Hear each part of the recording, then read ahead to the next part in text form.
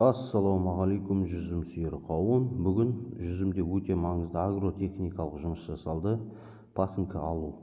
Көп адам бұл жұмыстың маңызын түсіне бермейді.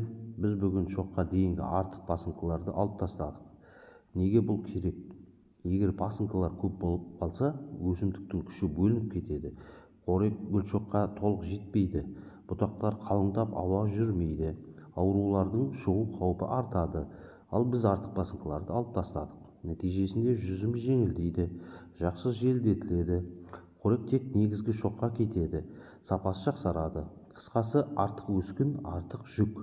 Оны алып тастасақ, жүзім сапалы болады. Енді біз осының нәтижесін ірі тәтті және таза өнім күтеміз.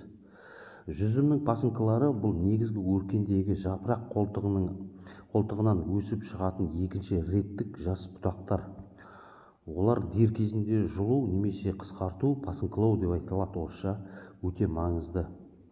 Еңбектеріңіз жемісті болсын, өнімдеріңіз мол болсын. Келесі видеода кездескенше ағайын, лайк басып тіркелуді ұмытпайық.